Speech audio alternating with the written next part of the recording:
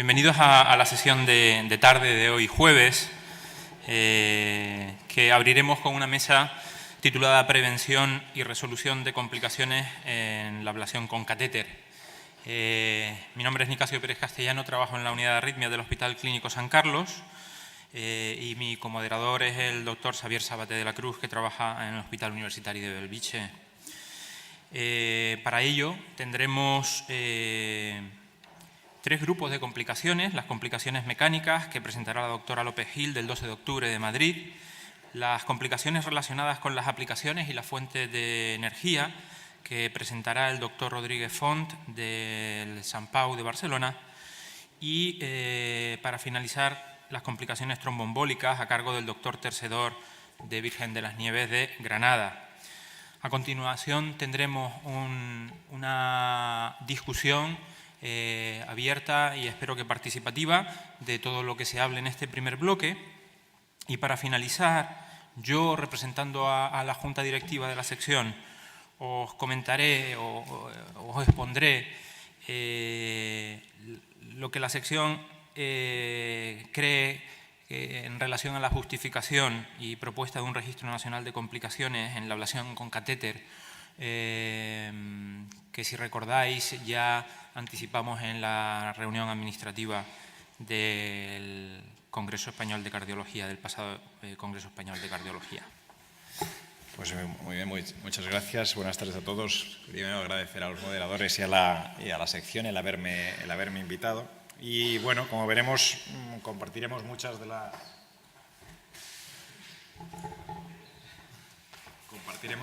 las cosas que ha dicho la doctora López Gil, con las complicaciones que tenemos a la hora de realizar aplicaciones y utilizar nuevas fuentes de energía. En primer lugar, lo que he hecho ha sido dividir las posibles complicaciones de las aplicaciones que podemos obtener en los siguientes apartados. La primera de ellas es el tejido subyacente. Podemos tener una complicación a la hora de realizar una ablación y el tejido subyacente suele ser el miocardio. El miocardio, en este sentido, podemos realizar POPs audibles, podemos hacer estenosis de venas pulmonares, pudimos hacer estenosis de la vena cava superior cuando realizábamos ablaciones de la taquicardia sinusal inapropiada, pero hay también complicaciones que pueden estar no en el tejido que estamos ablacionando, sino en el tejido subyacente, ¿no? En otras estructuras cercanas, inocentes, en las cuales podemos completar también algún tipo de complicación. Entre ellas están la parálisis frénica, la fístula, oclusiones arteriales o algún vasoespasmo, ¿no? También podemos modificar la inervación del sistema autónomo a la hora de realizar algunas ablaciones. Y, por ejemplo, cuando realizamos ablaciones de una intranodal podemos obtener una taquicardia sinusal inapropiada, pero también a veces después de alguna ablación de fibrilación auricular. Y también después de una ablación de fibrilación auricular podemos obtener a veces, en ocasiones, hipomotilidades gástricas que pueden ser molestas para el paciente. Tenemos también complicaciones del sistema de conducción, como ha visto la doctora López Gil, mecánicas, pero en este caso ya directamente relacionadas con la ablación, y podemos obtener bloqueos auriculoventriculares, y como veremos más adelante todavía existen y no es tan infrecuente. Y por último, taquiarritmias alrededor de las aplicaciones, de las líneas, de las lesiones que estamos creando en el corazón, y podemos generar otro tipo de arritmias diferentes a las que estamos intentando curar. En esta línea me moveré en la charla, pero antes de eso quería hacer unas pequeñas, a modo de introducción, unas pequeñas reflexiones. Y en primer lugar, quería enseñar la tabla que sale en el último registro de ablación, en el que se comparan las diferentes complicaciones que se han tenido a lo largo de los años según los sustratos, y como podemos ver en todos ellos, prácticamente la cantidad o el porcentaje de complicaciones se ha mantenido estable. No disminuye con el tiempo, ¿no? Y eso es una cosa pues a tener en cuenta, ¿no? y a reflexionar. ¿Por qué no disminuyen? Pues probablemente porque cada vez hay más centros y a lo mejor tienen menos experiencia, o que los centros con más experiencia pues se van metiendo en cosas más complejas o en nuevas tecnologías que todavía no conocemos bien y también tenemos complicaciones, y a veces pues eso, más sustratos más complejos, más complicaciones, ¿no? Y esa puede ser una de las explicaciones, ¿no? Pero si nos fijamos, por ejemplo, en la ablación de la fibrilación auricular, que inicialmente hubo un pico, pues luego bajó, pero seguimos ahí, y realmente ese es el porcentaje que habitualmente enseña la literatura, ¿no? Y eso es importante, porque a la hora de realizar una indicación, ese tipo de complicaciones a nosotros nos afecta, ¿no? Nos afecta a la hora de decidir cuándo tenemos que realizar una ablación. Y la ablación de la fibrilación auricular sabemos que puede ser eficaz y curar muchos pacientes, pero ¿por qué no está en la primera línea? Pues puede ser porque no tengamos la cura perfecta, tenemos para el trigger, pero no tenemos para el sustrato, pero ahí están las complicaciones, ¿no? Que aunque un porcentaje bajo pueden resultar arriesgadas y graves, ¿no? Y eso puede estar dependiente, o bien que tenemos que hacer muchas aplicaciones y cuantas más aplicaciones, más probabilidades de complicación tenemos, o porque también las nuevas tecnologías y las nuevas fuentes de energía nos hacen tener complicaciones a veces inesperadas, ¿no? O que no conocemos. Hay una serie de factores que yo creo que están asociados a las complicaciones, y la doctora López Gil ya ha mencionado alguno de ellos, y uno es dependientes del operador. El operador tiene que tener conocimiento de las complicaciones que le pueden aparecer y las complicaciones que están descritas aunque no las haya tenido nunca, ¿no? Y saber cómo actuar si éstas aparecen, ¿no? Y eso a veces requiere una serie de formación, sobre todo de los nuevos catéteres y las nuevas tecnologías.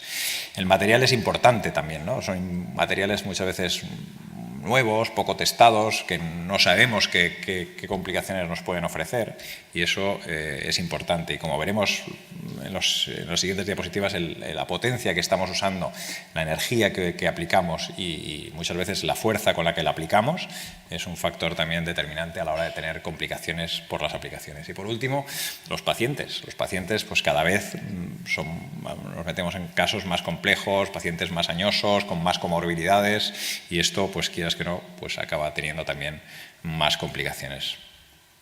¿Qué podemos hacer para minimizar de forma general las complicaciones? Bueno, pues yo creo que el trabajo en equipo es una labor importante a la hora de minimizar el riesgo, y una vez que tenemos un procedimiento nuevo, que puede ser más o menos complejo, intentar seguir una rutina, siempre la misma rutina, hasta que ya ese procedimiento que ya ha pasado de rutinario, pues podemos ir añadiendo cosas nuevas, ¿no? Pero hasta que se coge esa rutina con una seguridad, pues yo creo que es importante mantenerla y no cada día ir improvisando cosas nuevas, ¿no? Las técnicas de imagen, por supuesto, y el conocimiento de la anatomía es básico, tanto antes como durante el procedimiento. Y los sensores de fuerza es posible que tengan también un papel importante, pero está todavía por definir. Pasaremos a la primera complicación, que son los plops audibles que escuchamos y que el propio paciente puede escuchar a veces en el procedimiento. Y ahí os voy a enseñar cómo se forma un pop con unas imágenes que ha realizado el doctor Guerra, mi compañero, y amablemente me ha prestado. Vemos aquí el catéter posicionado encima del tejido.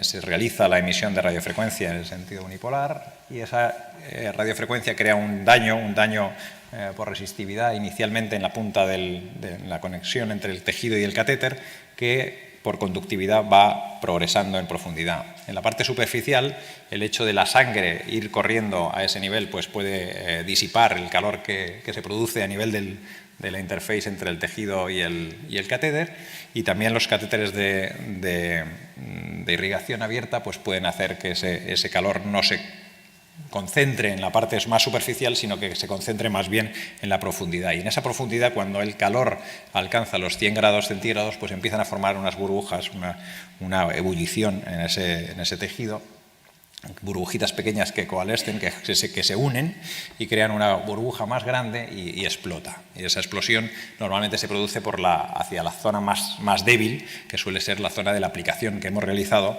es en la zona donde está el catéter de ablación, ¿no? Y ahí se forma un cráter que, como veis aquí, en la lesión de la izquierda es una lesión normal, una lesión de radiofrecuencia normal, mientras que la lesión de la derecha es la producida después de un POP, ¿no? Con una erosión importante. Que la consecuencia puede ser o bien la formación de un coágulo que luego puede embolizar, o bien la perforación del tejido que estamos tratando.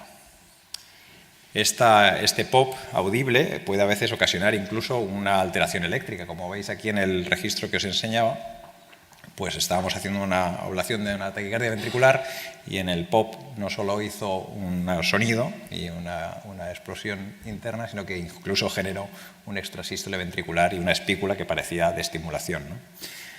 Para prevenir su aparición se han intentado utilizar diferentes técnicas. Los sensores de fuerza todavía están por demostrar. El eco intracardíaco puede demostrarnos que estamos ya realizando una lesión suficiente, pero a veces anticiparnos exactamente a cuándo se produce el PLOC no es sencillo. Y la impedancia, la variación de la impedancia tampoco. También nos puede decir que la lesión está hecha, pero realmente la subida de impedancia se produce cuando la explosión lo que hace es mover el catéter del sitio y ahí se produce la subida de impedancia, ¿no? El POP es muy dependiente, sobre todo del apoyo y también de la energía que se está produciendo, porque es la que hace que esa energía profundice más en el miocardio. La siguiente complicación es la estenosis de vena pulmonar. Realmente es una complicación que parece que vaya desapareciendo, ¿no? Aunque todavía se siguen describiendo casos y en el registro nuestro del último año también sigue habiendo algún caso, pero parece que se habla menos. No sé si se habla menos porque pasa más desapercibida, porque ya la rutina no suele ser el realizar técnicas de imagen después de las ablaciones, o porque realmente, pues gracias a los sistemas de navegación, hacemos lesiones más antrales y esta complicación realmente es menos frecuente, ¿no? En la literatura se han descrito más complicaciones por estenosis de vena pulmonar con radiofrecuencia que con crío, pero si el procedimiento es un segundo procedimiento, es un REDU, ya cuando se realiza con crío tiene un ligero aumento de la probabilidad, puesto que la radiofrecuencia se limita normalmente a rellenar los gaps que encuentras y ahí la probabilidad de restenosis es menor. Este es un caso que tuvimos hace años, que el paciente tenía una taquicardia de vena pulmonar y después del segundo procedimiento hicimos este TAC y pudimos ver que tenía una estenosis significativa, aunque el paciente se encontraba asintomático. Muchos de los pacientes se encuentran asintomáticos y en ocasiones ya cuando la estenosis ya es importante o es en las dos venas del mismo lado, puede empezar a generar síntomas, en ocasiones hasta 3 o 6 meses después de la ablación, y en general los síntomas más característicos, aunque pueden ser muy variables, son la hemoptisis, la fiebre, el dolor pleurítico, la tos seca y alguna sensación disneica. En cuanto a la parálisis frénica, es una complicación relativamente frecuente cuando se realizan procedimientos con balón. Se han llegado a describir hasta un 4 a un 11% de casos, ¿no? Esta complicación suele producirse con más frecuencia cuando utilizamos balones de pequeño tamaño o cuando la vena es muy grande y lo que hace es introducirse más en profundidad en esa vena. Normalmente la vena más frecuentemente descrita es la vena pulmonar superior derecha, pero no hay que perder de vista que la vena pulmonar inferior derecha también puede generarlo, y hay algún caso descrito en vena pulmonar superior izquierda de parálisis frénica izquierda. En general, la suerte que tenemos es que, sobre todo cuando utilizamos crío, las parálisis, cuando las detectamos rápidamente, son transitorias. Y hay que recordar también una cosa que nos ha pasado a nosotros alguna ocasión, que el paciente estaba con anestesia general, empezábamos a estimular el frénico para ver que no ocurriera esta complicación, y el anestesista, al darse cuenta de que el paciente se movía o algo así, empezó a poner un relajante muscular y nos quedamos que pensábamos que habíamos hecho una parálisis frénica, y tuvimos que, al final nos dimos cuenta que el anestesista había puesto el relajante y tuvimos que esperar a que ese relajante pasara para darnos cuenta de que no había sido culpa nuestra. Nosotros lo que hacemos es colocar los electrodos del electro de superficie como se ve en la pantalla. El del brazo derecho lo colocamos a 5 centímetros por encima de la apófisis subxifoidea y el del brazo izquierdo en una región submamaria derecha, unos 16 centímetros de distancia con respecto al anterior, ¿no? Con esto encontramos un registro, como veis, que incluso en fibrilación auricular se ve un registro amplio. Este es un caso nuestro en el que se observa de forma continua ese artefacto a la hora de capturar el frénico, de estimular el diafragma, porque hay ocasiones que nosotros tenemos el catéter en la cava superior y es muy frecuente que ese catéter se desplace y pierda la captura. Entonces esa captura normalmente es brusca cuando se pierde. Sin embargo, cuando estamos realmente haciendo la aplicación de crioablación y estamos afectando el nervio frénico, vemos como, en este caso, la señal que obtenemos de ese registro electrocardiográfico de derivación de 1, pues va empequeñeciéndose progresivamente. Ese dato progresivo de empequeñecimiento del electrograma, del registro, es lo que nos hace pensar que realmente el daño se está produciendo y no depende de un desplazamiento brusco del catéter de la vena cava superior. La fístula arteriosofágica es otra complicación temida, una complicación temida sobre todo por la tasa de mortalidad que produce, que se puede, en algunos casos lo describen hasta el 100%, en otros hasta el 67-70%, aunque a pesar de que la incidencia es baja, afortunadamente. La incidencia es baja, aunque, pues como decía la doctora López Gil, vamos encontrando casos y a medida que van pasando el tiempo, pues las incidencias van variando, con lo cual es difícil exactamente. Podemos hacer una fotografía en un momento dado, pero realmente saber exactamente lo que estamos haciendo y qué incidencia tiene, pues no es fácil, pero puede que esté más bien cerca del 0,2% que de los otros números, sobre todo con radiofrecuencia. Con crioablación se han descrito casos, pero es mucho más improbable. Los factores asociados que pueden tener que ver con esta complicación son el apoyo, sobre todo con vainas dirigibles en las que el apoyo se realiza mucho más de una forma mucho más fuerte, o bien con sistemas robóticos en las que también se pierde la sensación de contacto. Y se ha descrito también la probabilidad mayor de tener fístulas con anestesia general, probablemente porque el paciente pierde la capacidad deglutoria y esa deglución periódica puede hacer que se enfríe un poco más esa zona del esófago, ¿no? La clínica es muy abigarrada, es muy difícil exactamente saber que estamos ante un paciente con este tipo de complicación. Puede pasar al cabo de 30 días de la ablación y a veces es la fiebre, malestar, disfagia, cosas que realmente no son muy claras. A veces son hemoptisis, eso ya puede orientar un poco más, pero no es fácil saber, y cualquier tipo de estas pequeñas cosas que estén relacionadas con un paciente que ha sido sometido a un procedimiento de ablación hay que tenerlo en cuenta e intentar llegar a un diagnóstico y descartarlo, ¿no? La forma mejor probablemente de descartarlo es hacer un TAC torácico con contraste, ver si la delimitación de la aurícula izquierda está limpia, es lineal, o si se ha perdido, se ha borrado un poco esa línea de aurícula izquierda, y ya es mucho más diagnóstico si el contraste pasa al esófago, que eso suele pasar poco frecuentemente, o hay aire en la zona posterior del mediastino, ¿no? La manipulación esofágica con eco transesofágico o con gastroscopia, pues en general está contraindicada, pero puede ser una forma. En algunas publicaciones lo aconsejan como para hacer el diagnóstico definitivo. ¿Cómo intentar evitarlo? Pues realmente es difícil. Intentamos evitarlo reduciendo la potencia que utilizamos en las aplicaciones de radiofrecuencia en la pared posterior de la aurícula izquierda, intentando hacer dragging, movimiento del catéter, no estar mucho tiempo en cada punto de aplicación en esa pared posterior. Visualizar el trayecto esofágico es útil, sobre todo cuando es en el momento durante la ablación. Si lo hacemos de forma previa, a veces es difícil porque el esófago en un escáner que hayamos obtenido previamente pues puede haber variado de posición y no ser exacto a lo que ocurre en el momento durante la ablación. El termómetro esofágico, que nos permite visualizar y parar en el momento de que la temperatura aumenta o baja demasiado con la crio, pues se ha descrito como posible también favorecedor de este tipo de complicación en algunos casos, a lo mejor incluso porque el calor también se localiza en la zona del termómetro y facilita todavía más esa complicación. Y se aconseja también administrar inhibidores de la bomba de protones.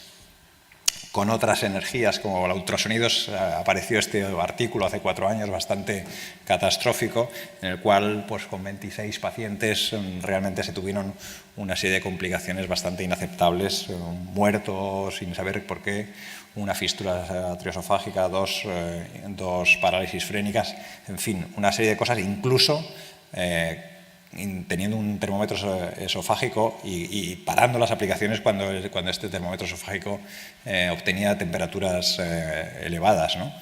Lo cual también limitaba la calidad de las aplicaciones y la obtención de aislamiento de las venas pulmonares. O sea que hay una discordancia importante entre conseguir una lesión transmural y evitar esa lesión de estructuras adyacentes, ¿no? Otra estructura importante son las lesiones coronarias, las lesiones de los vasos, que se pueden producir en diferentes situaciones.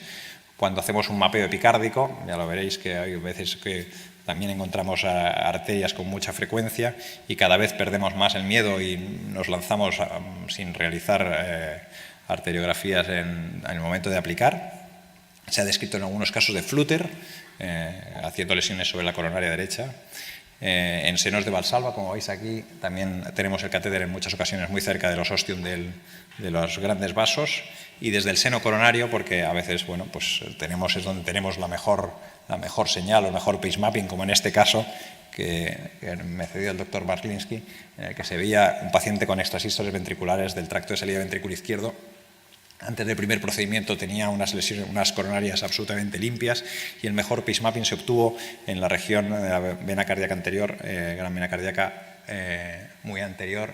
Como veis ahí, se hizo una arteriografía, una coronariografía y había una pequeña maraña de lesiones, pero que bueno, se consideró que podía ser aceptable el ablacionarlo. De hecho, se desaparecieron los extrasístoles, pero estos extrasístoles volvieron y en el segundo procedimiento, en el mismo sitio exactamente, tenían el mejor pace mapping, y a la hora de realizar otra comprobación de la coronaria, pues se vio en la oblicua marginal una estenosis clara a ese nivel, ¿no? Con lo cual pues no se realizó más aplicaciones a ese nivel y sin embargo se pudo conseguir eliminar el foco ectópico desde el seno de Valsalva izquierdo. El daño del sistema de conducción pues es importante también. Todavía en el registro actual tenemos un porcentaje pues, bueno, apreciable de complicaciones que requieren la implantación de marcapasos definitivo, hasta un 0,35 en intranodales y un 0,2 en vías accesorias. También en algunas ocasiones en taquicardias auriculares perigisianas o incluso taquicardias ventriculares. Esto hay que tenerlo en cuenta y sobre todo también cuando estamos tratando con niños. Y creo que realmente en estas situaciones, sobre todo cuando hay una vía accesoria muy paragisiana, hay que tener en cuenta el utilizar la crioablación como electiva para minimizar este riesgo, porque como veis ahí en el registro de abajo es una niña de 14 años que tuvimos una vía paragisiana y en la que en una de las aplicaciones obtuvimos este bloqueo con crío completo y bastante alarmante, pero si paras a tiempo y rápidamente te das cuenta de que el PR se va prolongando, la situación vuelve otra vez a normalizarse completamente, con lo cual es una seguridad extra que hay que ofrecer a los pacientes. Las líneas pueden ser también causa de generar complicaciones por las aplicaciones, por generar otro tipo de arritmias diferentes macroreentrantes. Y en este caso, por ejemplo, era una ablación de venas pulmonares que tuvo un paciente y recurrió en forma de flúter izquierdo, donde la entrada del flúter estaba en la vena pulmonar inferior derecha y la salida en la vena pulmonar superior izquierda. Pero en ocasiones hay flúteres muy parecidos que no dependen de macroreentradas, sino de microreentradas, y en este caso era una vena pulmonar superior izquierda que en un único gap se estaba formando ese microcircuito, fijaros ahí qué conducción lenta, en la que se pudo con una sola aplicación quitar la taquicardia y aislar la vena pulmonar superior izquierda. En los artículos publicados no hay grandes diferencias entre las arritmias macrorreentrantes que se han generado después de una ablación de venas pulmonares, tanto con la utilización de radiofrecuencia como con la utilización de crío. Y por último, simplemente comentaros que la lesión, bueno, nuestro objetivo siempre es hacer una lesión grande pero sin pasarnos, ¿no? Y ahora, bueno, pues sobre todo a la hora de utilizar vainas y de utilizar sistemas robóticos, pues esa sensación de contacto se pierde y probablemente, bueno, hay ahora unas técnicas que podemos utilizar y que están todavía por testar y por validar, como son los sensores de contacto y los sensores de fuerza, que nos pueden permitir evitar muchas de las complicaciones que hemos visto. En resumen, yo creo que es importante conocer lo que hacemos y bueno, respetarlo, porque las complicaciones pueden aparecer y hay que estar preparados para intentar primero evitarlas y luego resolverlas. Hay que intentar buscar una rutina y saber analizar de forma periódica esa actuación que estamos haciendo, si es realmente lo que tenemos que hacer en cuanto al éxito, en cuanto a las complicaciones, siempre analizarlo de forma periódica. Estar preparado para que las nuevas tecnologías pues, puedan tener su cabida en nuestra terapia normal, pero también estar preparados para las complicaciones que pueden aparecer, incluso nuevas, que no conocemos, pero hay que estar en ello. Y bueno, la cuestión es pues, lo que os comentaba en la última diapositiva, ¿no? Hacer la lesión lo suficientemente profunda para generar el daño que queremos y la transmuralidad que nos gustaría, pero sin afectar otras estructuras adyacentes. Esa es la cuestión pendiente. Muchas gracias. Muchas gracias, Enrique. El último grupo de complicaciones, las complicaciones tromboembólicas a cargo del doctor Tercedor del Hospital Universitario Virgen de las Nieves de Granada.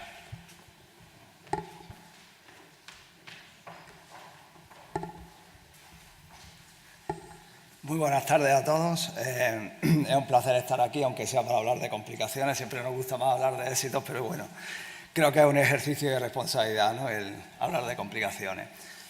La ablación con catéter básicamente la empleamos para mejorar la calidad de vida. Está claro que las complicaciones tromboembólicas son muy temidas, puesto que pueden mermar mucho la calidad de vida de los pacientes que lo sufren y, por tanto, si queremos extender nuestra técnica, es fundamental el reducir este tipo de complicaciones. Donde más información existe es acerca de donde es más frecuente que vayan los émbolos, que es a las arterias cerebrales, y sobre todo lo que más estudiado está en relación con la ablación de fibrilación auricular. Hay un riesgo definitivo de accidente cerebrovascular durante la ablación de fibrilación auricular, si bien la información que hay es diversa, porque generalmente son registros, si son multicéntricos, no son prospectivos. Podemos decir que la incidencia comunicada ronda alrededor del 1%.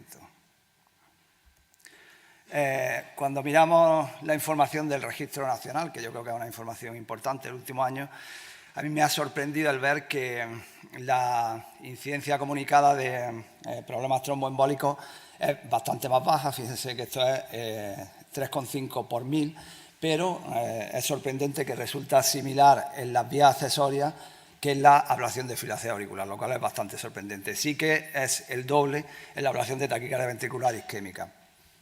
En este sentido, hay muy poca información, no sabemos realmente con estos pacientes qué pasaba. Quizás comentar que nosotros últimamente en los pacientes con TV isquémica en casi todos vamos por vía transectal, y en los pacientes con vías accesorias, que a veces hay pacientes añosos con placas en la aorta o con calcificación en la válvula aórtica, también si es una vía izquierda intentamos ir por vía transectal para evitar el tocar con nuestros catéteres en la aorta. Sorprende el que esta información, que es de un único centro, donde reflejan que con la experiencia, la mayor experiencia de los operadores y del centro, sobre todo dicen a partir de que pasaron a hacer más de 100 ablaciones de fibrilación auricular anuales, redujeron las complicaciones relacionadas con los catéteres y con el movimiento de catéteres, muy ligada a la experiencia. Sin embargo, la tasa de complicaciones tromboembólicas se ha mantenido casi estable, a pesar de utilizar, como casi todos venimos haciendo, protocolos más estrictos de anticoagulación. Es decir, que es un problema de un abordaje complejo y no directamente ligado con la experiencia del centro. ¿Cuál es la fuente de los émbolos? La fuente sabemos que puede ser un trombo que ya esté presente, por tanto es crucial aplicar pautas de anticoagulación previa o realización de eco transesofágico. Un trombo que se forme durante el procedimiento, o bien otra situación es que haya un embolismo aéreo, sobre todo cuando estamos trabajando en cavidades izquierdas. ¿Y qué podemos hacer para prevenir los accidentes cerebrovasculares? Pues tenemos que actuar a 3 niveles: pacientes, la técnica y las pautas de anticoagulación. En cuanto a los pacientes, bueno, hay definido una serie de factores de riesgo tromboembólico durante, como digo, sobre todo básicamente la información que hay de ablación de fibrilación auricular, y bueno, pues factores de riesgo que conocemos y que son en general similares a los factores de riesgo tromboembólicos en la fibrilación auricular. Quizás una de las diferencias es que en la fibrilación auricular no valvular siempre decimos que el tipo de fibrilación auricular no influye. Sin embargo, los artículos en ablación siempre dicen que el paciente que viene en fibrilación auricular, o que es una fibrilación auricular que no es paroxística, el riesgo de estas complicaciones es mayor. Señalar aquí que respecto al embolismo silente, sin embargo, no hay factores relacionados con el paciente. Luego comentaremos algunos de los factores que son conocidos, pero no hay factores relacionados con el paciente. Decir que la escala CHAD, como sabemos, es menos sensible para detectar los pacientes que realmente tienen riesgo. Este es un paciente de este año de nuestro centro que realmente tenía un CHAD de 0, pero sin embargo tenía 72 años sin factores de riesgo. No estaba anticoagulado y aquí pueden ver en el eco transesofágico previo al procedimiento que tenía material trombótico en la orejuela izquierda, ¿no? Es decir, que para nuestro procedimiento es mejor utilizar las escalas de riesgo que son más sensibles. En el Flutter, aquí le muestro otro caso, sabemos que el riesgo tromboembólico es similar a la fibrilación auricular y puede haber otros factores, como en esta paciente que estaba intervenida de una comunicación interauricular, no tenía factores de riesgo, pero sí que tenía disfunción ventricular derecha y presentaba ese trombo pegado a la pared auricular derecha que no se resolvió con anticoagulación posterior, persistió e impidió realizar la ablación con catéter.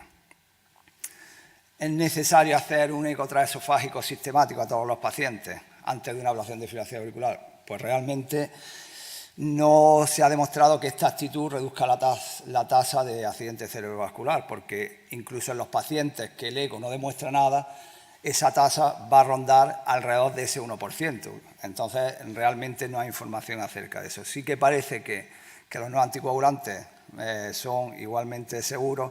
Y el problema con los antivitaminas K ya sabemos lo que es realmente saber qué paciente está bien anticoagulado con su vida, ¿no? Porque va a depender de los controles que tenga, de que los veamos y de que cada cuánto se le hayan hecho, ¿no? El consenso de expertos sí que dice, bueno, que efectivamente incluso en los pacientes anticoagulados hay un porcentaje de ellos que se encuentra material trombótico en la orejuela izquierda en el eco.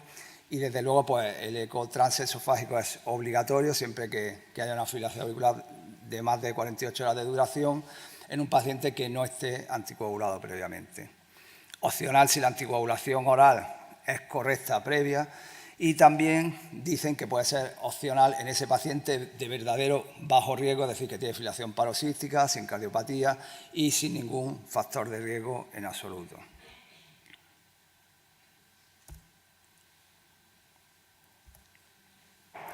En relación con la técnica, que, bueno, esto saltó. Quería poneros, pero que no sale. Bueno, simplemente era una imagen de algo que hemos aprendido este año porque hemos tenido dos pacientes seguidos que tenían lo que llaman strand o excrescencias de Lamb, que son esas formaciones serpentiginosas en la válvula mitral y que realmente nos ha impedido hacerle la ablación. Y se presentan, no hay factores de riesgo relacionados con ellos y realmente, claro, dice, si toco con el catéter por ahí, ¿qué puede pasar, ¿no?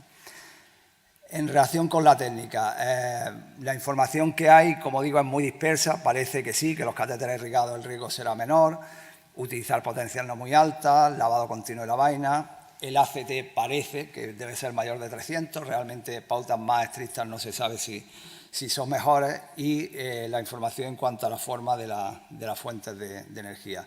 Se han descrito otra serie de factores, como por ejemplo la cardioversión, pero no está claro que el realizar una cardioversión intraprocedimiento aumente el riesgo tromboembólico.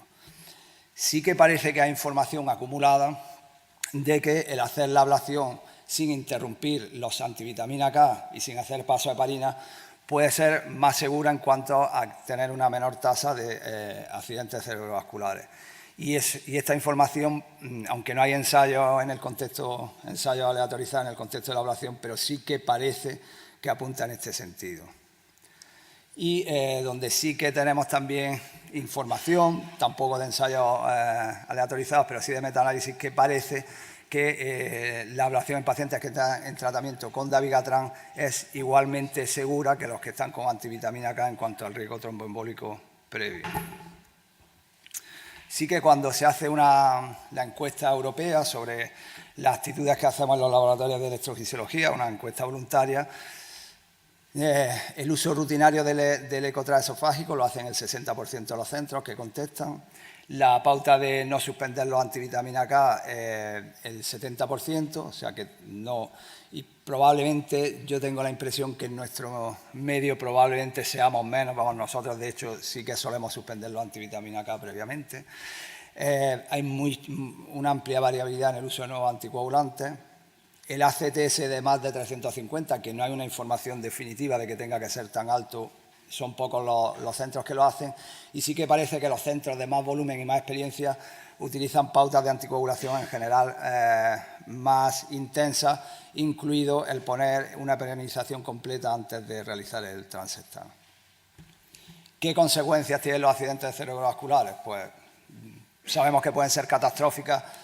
Igualmente, todos probablemente tenemos en mente algún paciente que nos haya ocurrido algo y que ha quedado con secuelas. Hay muy poca información.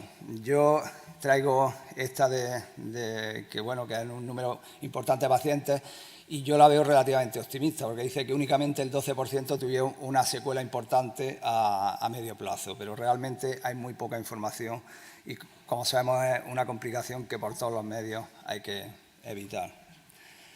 En cuanto al tema del embolismo cerebral asintomático, bueno, pues lo que sabemos, no hay factores clínicos dependientes del paciente, y parece que los factores, uno de ellos muy importante, es el tipo de ablación que realizamos. Ya de todo es bien conocido lo que ocurrió con el catéter PIVAT multielectrodo, y que parece que con una serie de correcciones acerca de la técnica, de la forma de aplicar, de ser más estrictos en el lavado de las vainas, del catéter y demás, la tasa de ese embolismo cerebral asintomático se asemeja actualmente a la que tiene la ablación con catéter irrigado con radiofrecuencia o con crioablación, que puede rondar alrededor del 7-8%. Estos ACV silentes, que igualmente no son para nada deseables, pero sí que parece que en alguna serie de seguimientos en muchos pacientes, sobre todo los que no son muy grandes, desaparecen en la mayoría, pero no sabemos qué impacto tiene en la función neurocognitiva de los pacientes. No sabemos tampoco exactamente con las medidas que podamos hacer intraprocedimiento cómo se pueden reducir, y sí que el emplear una técnica estricta y tal, pues probablemente puedan reducirlo. No. Recordaros que esto está descrito igualmente en la relación con la coronariografía o con actuaciones sobre la válvula aórtica, es decir, que es un problema inherente a los procedimientos, a los cateterismos en el lado izquierdo, y que, bueno, pues que está en vías de estudiarlo. Y ya, por último, hablar del embolismo aéreo, que bueno, que probablemente en muchos casos está en relación con aire en la vaina del transectal, o a la hora de retirar los catéteres, el que se crea un vacío a la hora de retirar el catéter dentro de la vaina, que puede tener consecuencias neurológicas que a veces son transitorias, y también sabemos que puede producir isquemia, que generalmente es más en relación con la coronaria derecha, y que igualmente suele resolverse en cuestión de minutos, salvo que sea muy importante. Para prevenirlo, una serie de medidas lógicas, como es ser extremadamente cauto en la vigilancia de burbujas, no agitar para nada los sueros ni el contraste, retirar progresivamente los catéteres dentro de las vainas, y nosotros sí que hacemos la aguja de Brockenburg. Desde el inicio tenemos un lavado continuo para evitar la formación de posibles burbujas. El tratamiento, bueno, hay una serie de recomendaciones. Tampoco hay ninguna evidencia, y hay poca evidencia al respecto, pero bueno, una serie de recomendaciones generales para intentar manejar la situación inmediatamente. Entonces, para concluir en relación con el tromboembolismo, en relación con la ablación con catéter, yo creo que la información que tenemos es bastante escasa y sesgada, ¿no? Porque aquí siempre, cuando hablamos de complicaciones, va a haber un sesgo de selección. Los estudios prospectivos son muy pocos, y aún menos los que son prospectivos y multicéntricos. Las técnicas empleadas y la definición es variada. Hay poco seguimiento, realmente tenemos muy poca información sobre las secuelas que pueden sufrir estos pacientes, y menos aún sobre la repercusión que puede tener el embolismo silente a medio plazo. Y esto es todo. Muchas gracias.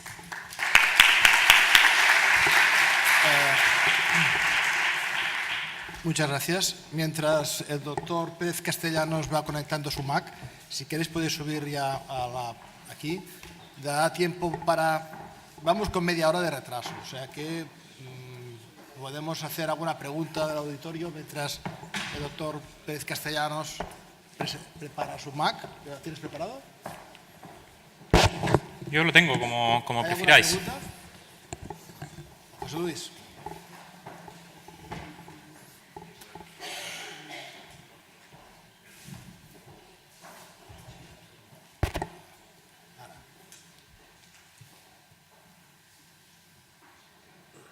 Sí, bueno, ahora sí.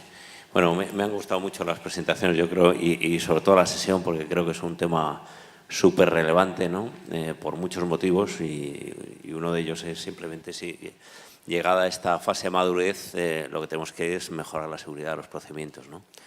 Entonces, entrando en algunos detalles, el tema del atrapamiento en la válvula mitral, una de las cosas que no está muy clara en la literatura es el manejo de la vaina. Yo creo que el manejo de la vaina es peligroso, el avanzar la vaina. De hecho, en la publicación de nuestro centro, una de las conclusiones es utilizar la vaina, con la cual yo estoy en total desacuerdo, porque puedes cortar las cuerdas tendinosas, ¿no?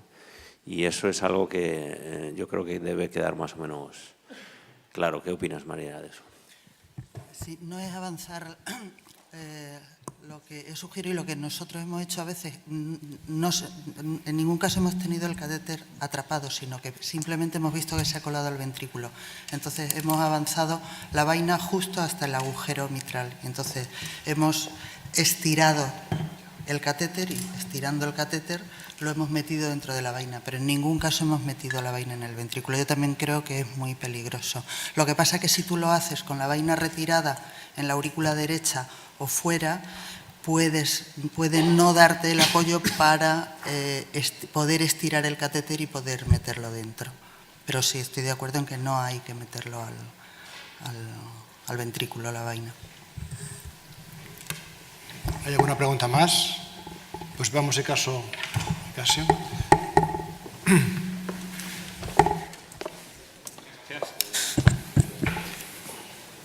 Bueno, voy a presentar ahora lo que la sección, aquí yo soy del Hospital Clínico San Carlos, ya sabéis, pero pongo aquí secretario de la sección porque esto que os voy a presentar ahora no es nada personal, sino es algo en que la Junta cree y os voy a dar a conocer un poquito por qué creemos justificado y por qué os proponemos la creación de un registro específico de complicaciones en la ablación con catéter, ¿no?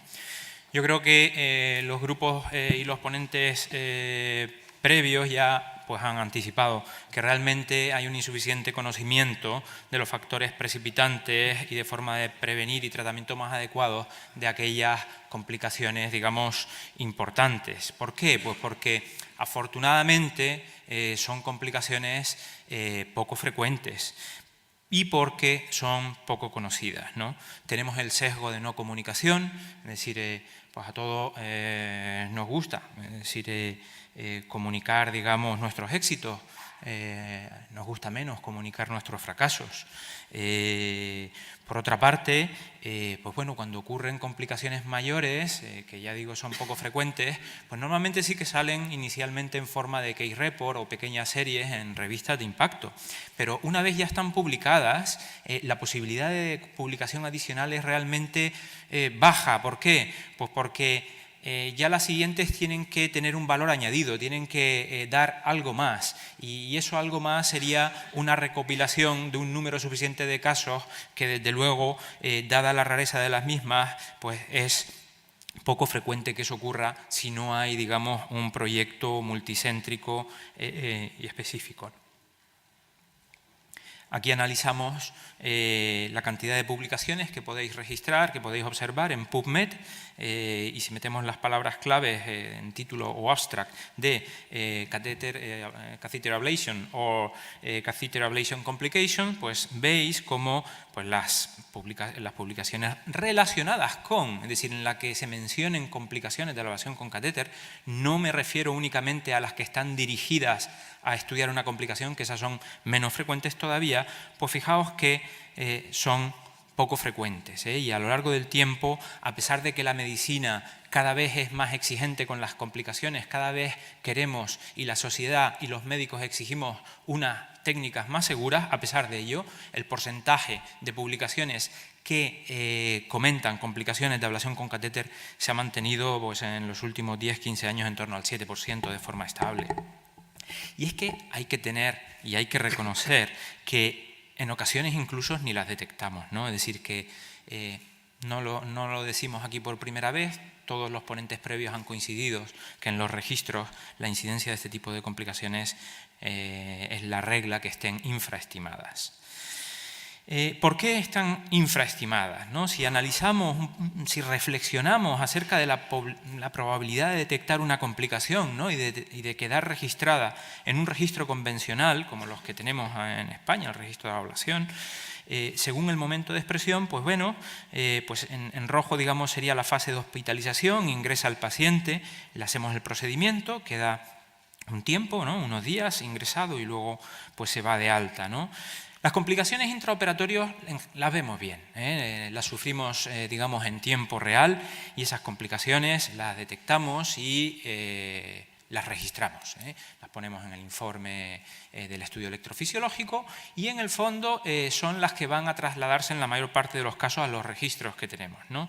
Tener en cuenta que muchas veces la normativa de la historia clínica electrónica, etcétera, exige, por ejemplo, cerrar el estudio, firmar el estudio, es decir, que modificaciones posteriores no van a estar contenidas en este tipo de documentos y eso afecta a que complicaciones que se detecten posteriormente ya de entrada no van a estar en el sitio en que normalmente las irías a buscar, ¿no?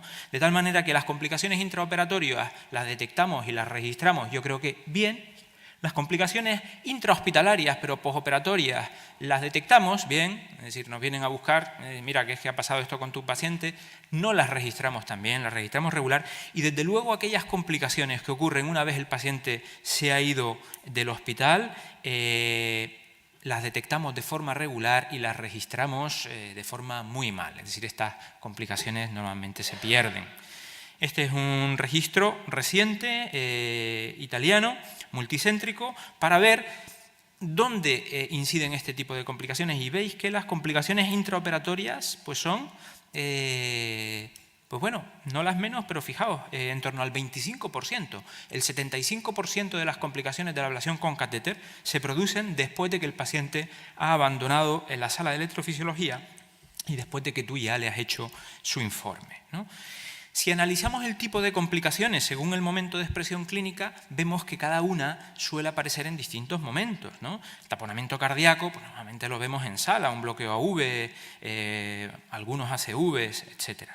Sin embargo, hay complicaciones típicas como las vasculares, que podéis ver en nuestro propio registro, que están claramente infrarrepresentadas, ¿no? Porque aparecen a posteriori, aparecen al día siguiente o incluso una vez el paciente se va de alta. Y luego ya complicaciones tardías mucho más difíciles de estudiar, de detectar. Hay veces que no llegan a unidades de arritmias, como la fístula atrioesofágica, estenosis de vena pulmonar, etc. Igualmente, la denominación que puede tener una complicación puede variar según el momento evolutivo en que tú la registras, ¿no? Con respecto, por ejemplo, hipotéticamente una complicación vascular que acaba muy mal, que hace, por ejemplo, una vez se va de alta el paciente, un pseudoaneurisma que se rompe, entra en shock cardiogénico y el paciente necesita operarse y fallece. Estoy hablando hipotéticamente, fijaos cómo según el momento en que se registra esa complicación puede variar desde ninguna complicación hasta una complicación menor, como es un hematoma femoral, o una complicación mayor y fatal, ¿no? Y un accidente cerebrovascular postoperatorio, pues igual, ¿no?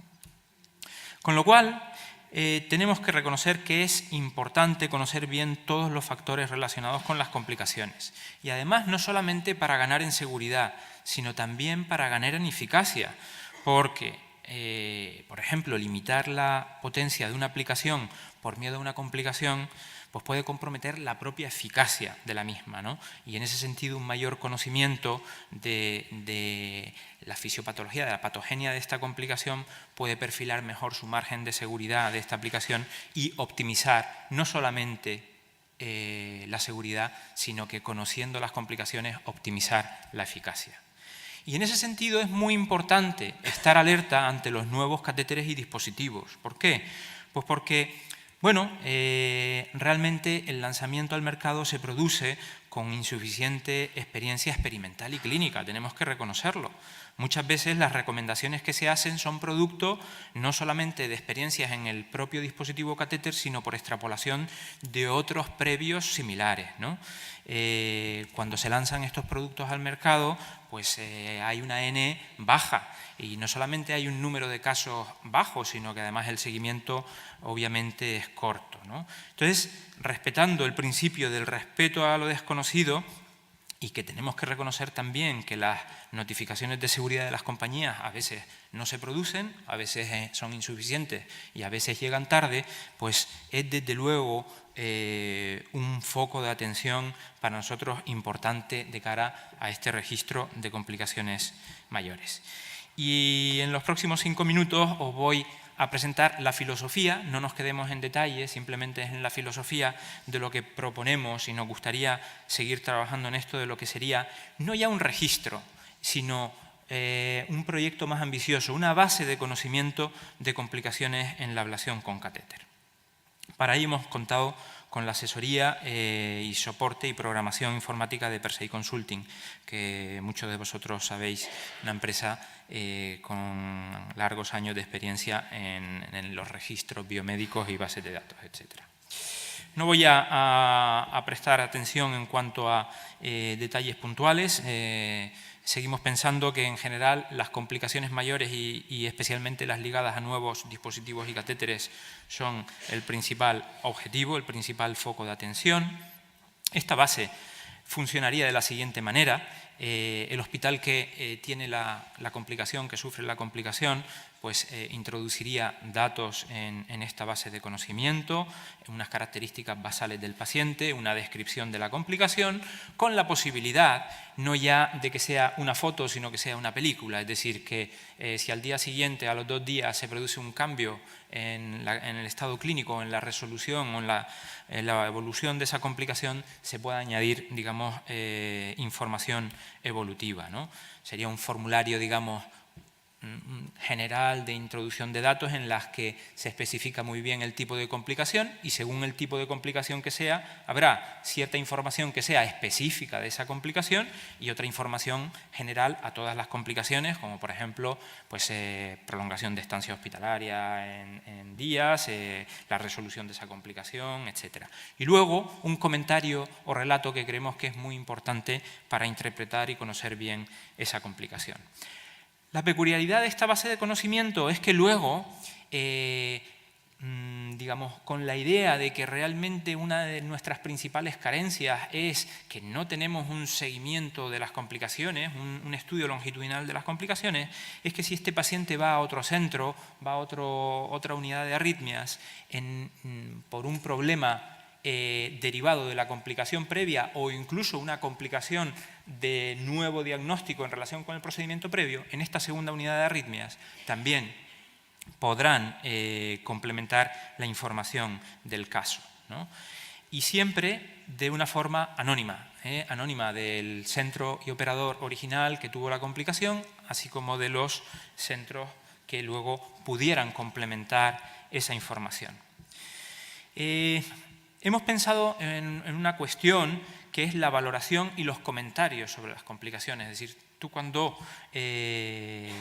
buscas información, esa información se podrá buscar tanto en forma de texto libre como por tipo de complicación, frecuencia, etcétera, vas a tener la posibilidad de valorar y comentar esa complicación. ¿Esto por qué es? Ya en la reunión administrativa previa vimos que, bueno, pues unas fuentes de crítica era que no había, digamos, una evaluación de la calidad de la información introducida en los casos. Entonces, como esto, con las características que tiene este registro, realmente será imposible, es decir, esto no es mandar un artículo o un case report a publicar, pues una forma que se nos había ocurrido es la valoración de 3 aspectos de la complicación, en concreto el rigor en la entrada de datos, es decir, no es lo mismo una ficha que te encuentras medio vacía con otra ficha que te encuentras muy cumplimentada, muy detallada, la claridad de la exposición, no solamente tener muchos datos, sino que una descripción coherente. Ahí, en ese sentido, los comentarios es importante para narrar cómo ocurrieron los casos. Y luego una puntuación sobre la utilidad práctica, ¿no? Puede haber casos muy detallados, muy bien explicados, pero por ser una complicación, digamos, entre comillas, más usual, como pudiera ser a lo mejor un derrame pericárdico por una punción transeptal, pues a lo mejor tener menos utilidad práctica que otras en relación con complicaciones menos frecuentes o con evoluciones, digamos, más atípicas, ¿no? Y luego la posibilidad de hacer comentarios anónimos. Comentarios anónimos de otros operadores en el sentido de pues, interpretación de lo ocurrido, narración de casos similares, recomendación, etcétera. Y esto se podría hacer a nivel personal o incluso institucional en forma de, bueno, pues se me ocurren sesiones clínicas un día a la semana, un día al mes, entre que se reúne el servicio, revisan la información introducida en la base sobre determinada complicación, la fístula, y digamos en conjunto se estiman comentarios, se interpretan, yo creo que podría ser útil. A la hora de buscar la información, pues ya digo, tanto texto libre como por categorías, tendríamos un informe global de cómo han ido la introducción de datos con respecto a la complicación sobre el tiempo y digamos, la carga de datos que hay de cada complicación en concreto. Tendríamos un listado de casos, bien por fecha, por tipo de complicación, o incluso te puede interesar ver aquellas complicaciones más valoradas por los demás, que pueden tener más utilidad clínica, o más comentadas, es decir, que pueden ser más controversiales, etcétera, ¿no? Y luego ver el caso concreto. Si te interesa cada caso concreto, pues puedes ver las características del caso y cómo se evolucionó, cómo se resolvió.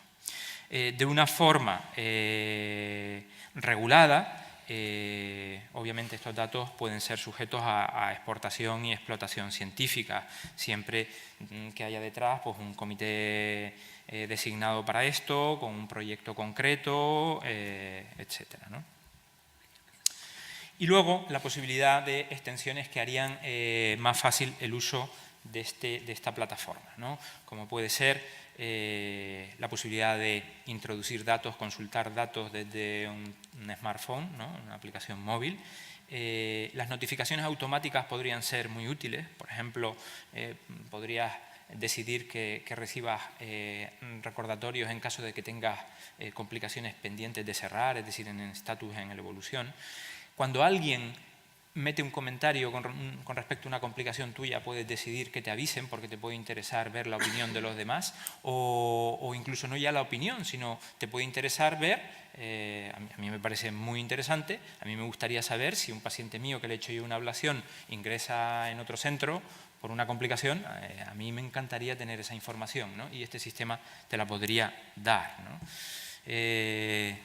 Es posible y previsible tener newsletters, periódicos, con respecto a complicaciones de especial interés y bueno, con respecto a filtros y estadísticas básicas podemos ver, pues, por ejemplo, pues, determinados análisis sencillos que puedas hacer tú mismo, como porcentaje de taponamientos cardíacos que requieren intervención quirúrgica o mortalidad de fístula triesofágica, etcétera, ¿no?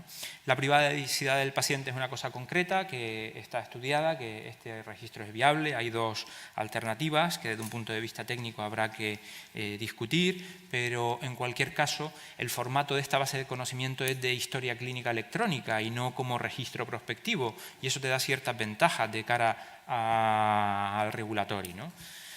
Y con respecto a la seguridad de la arquitectura que puede soportar esta plataforma, ya digo, con Persei pues es una empresa que cumple pues, todos los requisitos, certificaciones, ISO, etcétera, con respecto a la capacidad de mantener estos datos, de manejarlos y mantener su confidencialidad. Nada más, simplemente por recordar esto que hicimos todos en algún momento cuando acabamos la carrera, que juramos que ante todo lo importante es no hacer daño a los pacientes y por tanto tenemos una obligación moral de profundizar en el conocimiento para evitar las complicaciones y que en caso de que aparezcan saber resolverlas. Muchas gracias.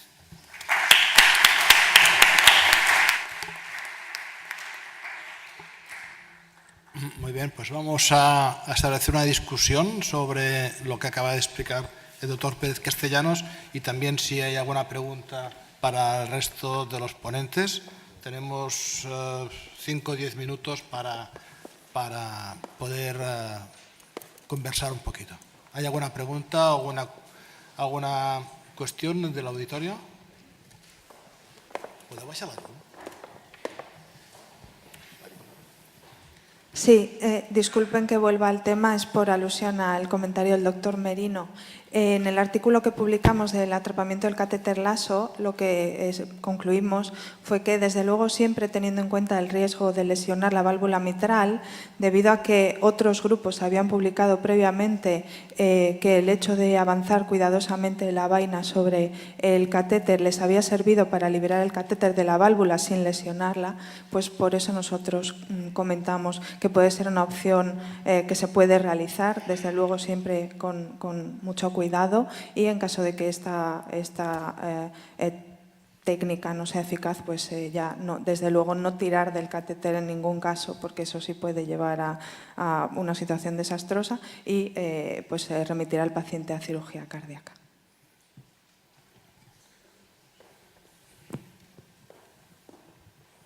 Bueno, yo no iba a comentar sobre eso, pero vamos, insisto que en muchos artículos se comenta que lo de la vaina es preferible mandar al paciente a cirugía antes que estar jugando con eso. Pero bueno, referente al registro, me parece muy interesante, o sea, como lo habéis planteado, ¿no? Un par de preguntas que las ha silvanado. Una es la protección de datos. Veo que lo habéis trabajado porque es uno de los principales problemas, ¿no? O sea, un paciente, lo que has comentado, ingresa en un hospital, luego ingresa en otro. ¿Eso cómo se va a manejar? ¿Cómo sabes que es el mismo paciente? Porque eso entra en conflicto directo, ¿no?, con la ley de protección de datos. Y luego tengo otra después de esta. Sí, claro, como llevábamos un poquito de retraso acumulado, pues no ha habido tiempo de entrar en detalle, pero con respecto a esto, claro, tenemos la disyuntiva de que tenemos que respetar el anonimato, digamos, la protección de datos del paciente, pero al mismo tiempo tenemos que trazarlo, ¿no? Entonces, hay dos posibilidades. Una de ellas es identificar al paciente. Esto, aunque parezca que no, es viable. Requiere una firma entre el director de hospital, la empresa que va a almacenar los datos, tiene que ser obviamente una empresa que cumpla unas características concretas con respecto a servidores, etcétera, y los que vamos, la sección en este caso, ¿no? Entonces, aquí el tema es que sería por, digamos, nombre y apellido, ¿no? Pero es viable. El problema de romper por completo el anonimato es que perderíamos la trazabilidad del paciente, que es una cosa que yo creo que deberíamos trabajar en ello porque es que eso es totalmente innovador. Eso no existe, ¿no? Y además es una forma de mantener viva, ¿no?, la base, ¿no? Ya no es ya un registro, no es una foto, sino... y estamos viendo la posibilidad de una cosa intermedia, y es encriptar el identificativo del paciente, pues, por ejemplo, imaginaos pues, el DNI del paciente que dé lugar a un código y que ese código sea el trazable. Necesita una regulación adicional porque el motor de encriptación no debe estar ni en es decir, debe ser independiente, pero bueno, son cuestiones puntuales de detalles, estamos trabajando en ellos y pensamos que sí que se puede conseguir, ¿no? Y la otra cosa es, no lo has comentado, no sé si habéis considerado la posibilidad de añadir imágenes, iconografías, subir al ¿no? A veces son muy demostrativas.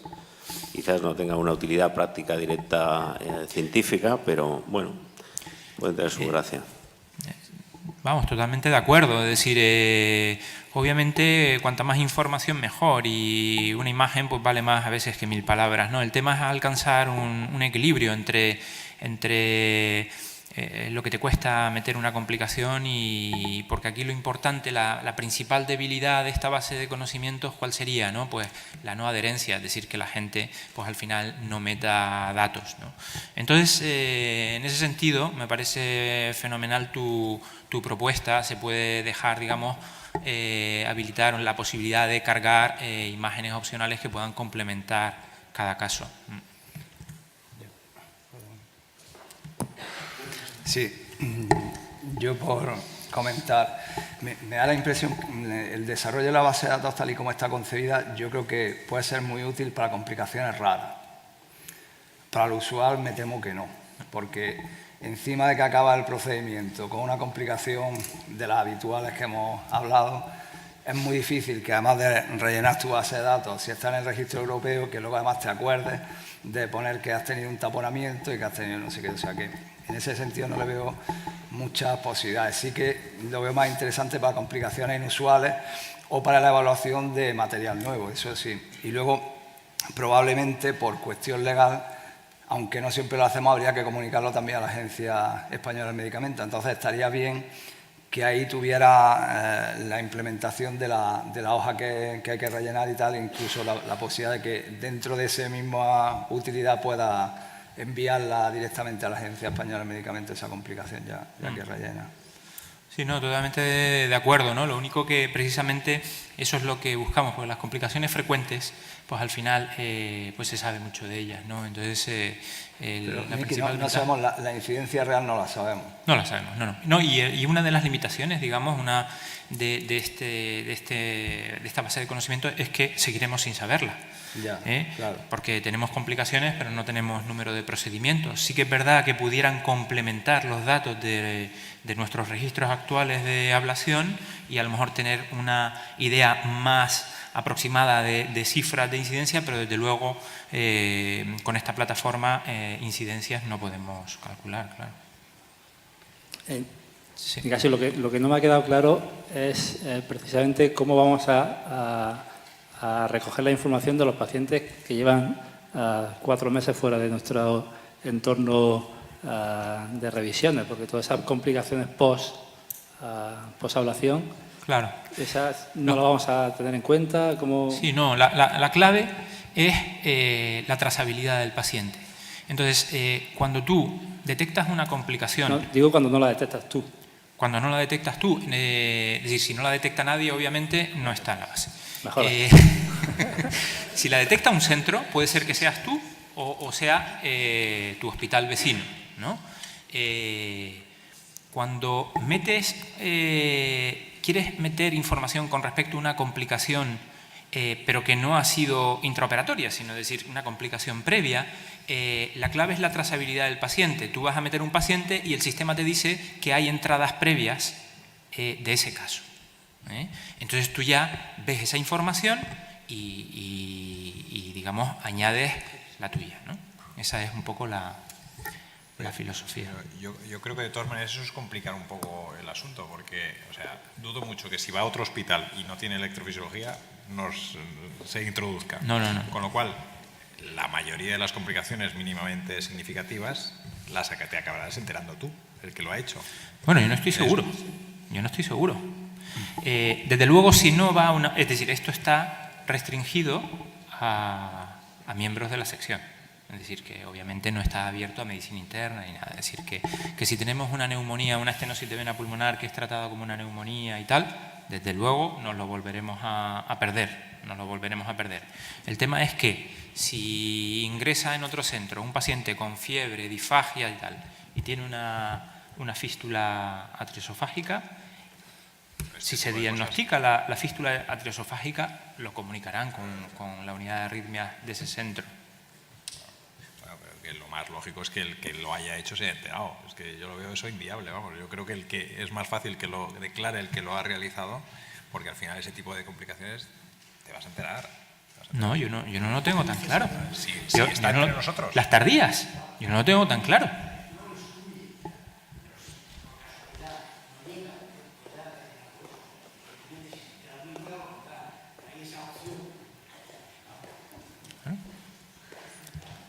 De hecho, pueden darse entradas repetidas, ¿no? Es decir, lo puedes comunicar tú, de repente va ese paciente a otro centro y no sistema pulmonar, lo ves y bueno, está comunicada ya, pues vale. Pero yo creo que, sobre todo para pacientes complejos, trabajamos muchas veces con pacientes referidos de otras áreas sanitarias, etcétera. Yo no estoy seguro que yo me esté enterando de todas las complicaciones que tengo, ¿eh? Es que insisto en que esto no es fundamental. O sea, si está la opción y se puede utilizar, evidentemente, la mayoría de las veces el propio centro se enterará y lo llenará. Pero si hay algún paciente que no y existe técnicamente la posibilidad de haberlo introducido en la base, yo creo que vale la pena tenerla por si acaso, ¿no? Yo quisiera hacer un comentario con respecto a lo que ha dicho Luis, ¿no? Porque yo creo que afortunadamente las complicaciones no son tantas. O sea, como lo has comentado, es como si tener un taponamiento fuera algo tan frecuente que dificulta llenarlo. Yo creo que también son infrecuentes y merecería la pena, si has de hacer el esfuerzo de tenerlo, llenarlas a ser posible todas, porque además podemos aprender. O sea, aparentemente el taponamiento parece que sabemos de qué viene, pero puede venir de causas distintas y obliga a la reflexión propia y luego a la reflexión en el foro, y probablemente aprenderemos cosas que creemos que no son tan relevantes. Y por lo tanto, si se hace el esfuerzo, yo sugeriría ponerlas todas, porque si no perdemos, si hace un esfuerzo grande, perdemos parte de información de la que a lo mejor aprenderemos cosas que nos sorprendemos.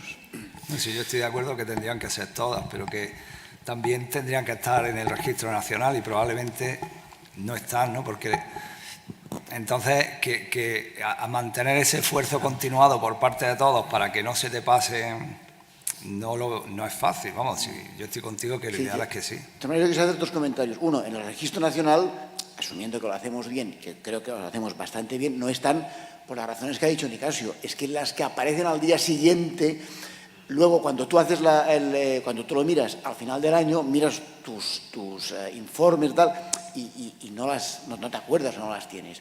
Esto por un lado. Y por el otro, yo creo que el histórico de la sección demuestra que hemos hecho un esfuerzo y hemos hecho bastante bien el registro, como yo dije esta mañana, de actividad. Entonces, yo creo que es empezar a hacer un paso al registro de resultados. Entonces, yo creo que con el histórico que tenemos, probablemente somos una sección que haremos muy bien este registro. Empezará tímidamente y yo creo que, pues, mira, como la fibrilación auricular, el registro, pues es el registro. Y cuanto más vayamos metiendo, más reclutaremos a gente. O sea, yo creo que merece la pena plantárselo así y ver que ahora estamos recogiendo con mucho orgullo el registro de población. Por lo tanto, ahora empezar a llenar estas cosas. Muy bien. Sí que eso se podía continuar la discusión en la administrativa de mañana y dejamos por terminado la mesa redonda actual y nos podemos ir a tomar un café.